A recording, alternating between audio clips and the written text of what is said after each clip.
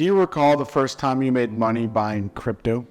I remember first experimenting with crypto buying Dogecoin and forgetting all about it, then seeing my return of 10x. Wow, I was hooked at that point. In this episode, I wish to cover the simple question of cryptocurrency and how to explain to someone that doesn't know much about it. My name is Crypto Andy, and it is my privilege to discuss what is cryptocurrency. That being said, what is covered in this episode is for educational purposes only and should not be considered financial advice.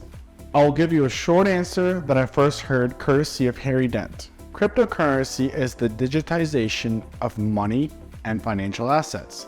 The detailed answer is that cryptocurrency is a form of digital currency that uses cryptography to secure transactions, control the creation of new tokens, and verify the transfer of assets, much like a bank payment network.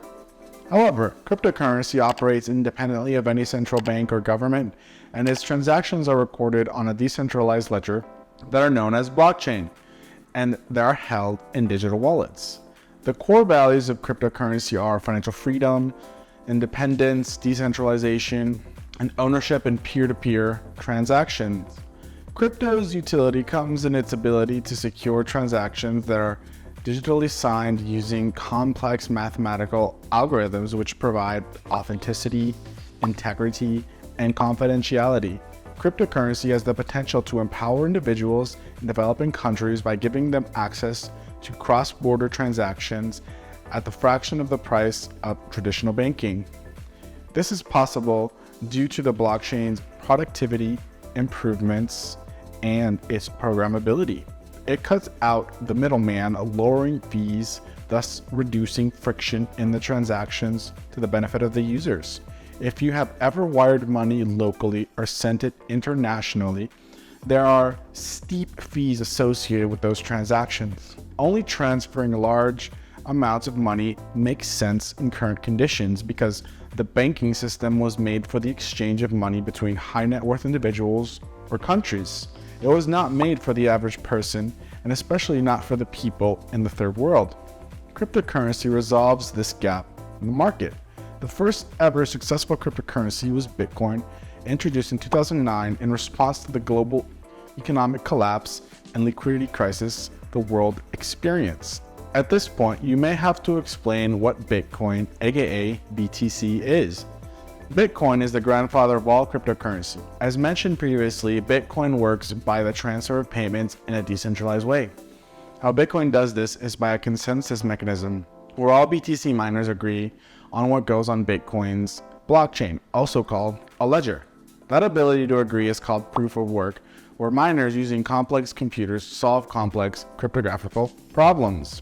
When all computers agree on transactions, it's then added to the blockchain, aka the decentralized ledger. Bitcoin's mold is followed in a general sense by all other cryptocurrency. BTC is used primarily for payments, store of value, as an intermediary of exchange for other crypto tokens.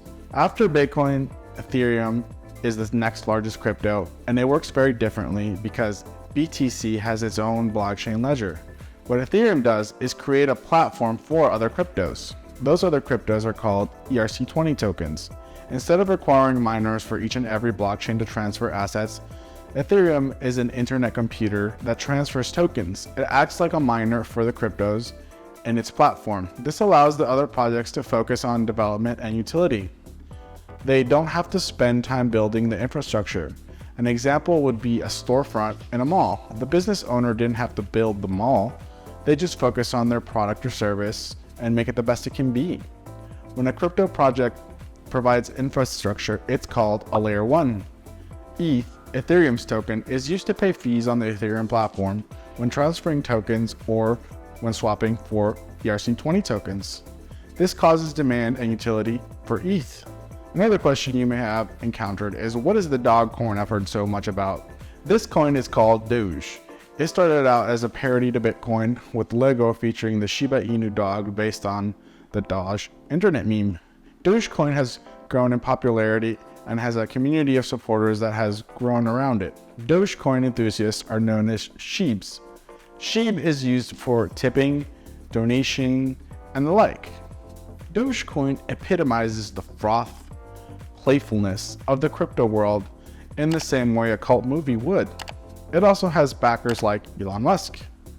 Another project like Doge has a high volatility nature because it doesn't have the demand or utility like the others we have mentioned. Now that we have discussed some of the most high-profile cryptos, the next big question is, how does cryptocurrency derive its value?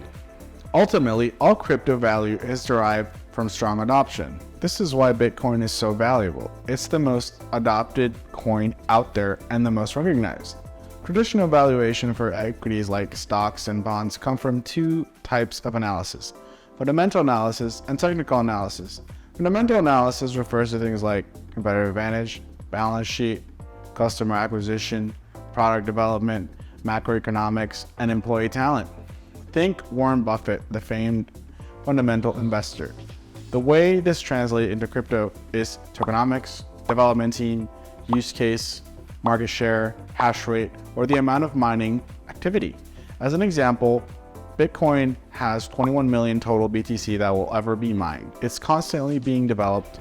More and more countries have adopted BTC. There has been an increase in the hash rate, and BTC's use case as a store value is being validated by users who are willing to hodl it for longer periods of time. Technical analysis is the study of price patterns and indicators to make purchasing and selling decisions. For example, BTC has a major resistance at the $31,200 level. The fact that it bounced from this resistance point is unsurprising because there were 10 points of confirmation from all the way back from December 2020. What we also see is that there is support at the $27,400 price point, although not nearly as strong as the resistance point. Looking forward, BTC could go as high as $40,000 and as low as $4,000 if things turn for the worst. If you had wanted to trade BTC in the short term, then technical analysis would be what you want to turn to. If you want to hold for the long term, you use fundamental analysis. Most traders use a combination of both, with one being more dominant. Your choice on how long you will hold onto Bitcoin or any other cryptocurrency, if you choose to do so, determines in large part how successful you will be, and that depends on your strategy. The next question you may encounter when explaining crypto is, how do I hold crypto securely? Someone may say to you, I heard your Bitcoins can be hacked and stolen. Like keeping your money in a safe at your house, it could be stolen. This is true, but it's money that is self-custodied and you control it, meaning you are responsible for its safety. Many people have crypto that has not been hacked. They store it intelligently and safely and have little to no problem. That is the whole point and the value with cryptocurrency. You have the freedom to choose what happens, when it happens, and why it happened. A lot of people out there are not willing to fully take on that responsibility. Crypto is about freedom, and its other side is responsibility. The best, safest way to custody your BTC is a cold storage wallet, a device similar to a USB drive where you store your keys. Remember, BTC lives on the blockchain ledger, so what you have is keys that empower you to decide what happens to it, where it goes, what it's used for, and whether to buy and sell. Another option is a hot wallet, which is an app on your computer or phone where you can store your crypto like the Exodus wallet. Since the computer and phone are constantly on the internet, it's less safe than a cold storage wallet because hot wallets are more accessible. Those are two good options. Some people keep their crypto on exchanges or other third-party affiliates. This is the worst way to keep your crypto because you don't have the keys. And remember, not your keys, not your crypto. The hacks that have happened generally occurred when people were either stupid or greedy, like FTX making terrible decisions or Mt. Gox, a Bitcoin exchange from 2014. If you have your crypto in a cold storage wallet, none of that could have happened to you. Similar to a robber stealing from a bank vault, if your money was not there, it would not have been stolen. It would be safe at home. There is a lot of identity theft, senior citizen shakedown, Nigerian princesses trying to steal your money. This happens every day in the traditional financial world, and it happens in crypto as well, with the exception that you never have the option to self-custody and you can't move money from your safe at home. With crypto, you can move it all in minutes anywhere in the world. you are empowered to do that. At this point, you may be asked, why should I own crypto? And if so, which ones? I will remind you that this is not financial advice. If you ask a professional trader that owns a crypto why he owns it, he would say as a hedge against the financial system. The percentage owned by the individual is because they don't trust centralized institutions and they want a way out if they ever needed it. Also because of the giant gains that cryptocurrency can have. There simply is not another asset that can give you as much a percentage gain of 5 to 10x in a bull run as something that is done by a lot of cryptos if you catch them at the right time. You will have to be smart and take profits when the time comes, not assuming it goes up forever, which is what a lot of people do.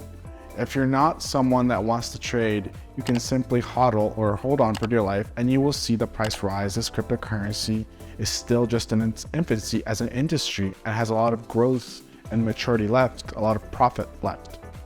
If you don't want to research and learn about crypto and just want to hedge, buy Bitcoin only. If you want a little more, buy BTC and Ethereum. If you want the big money, you must research. A good rule of thumb is to stay within projects with 500 million or more market cap. You can go to livecoinwatch.com, which defaults has coin listed by market cap, and stay within the top 100. I don't recommend that you trade unless you're willing to spend major time on it consistently and are willing to learn fundamental and technical analysis.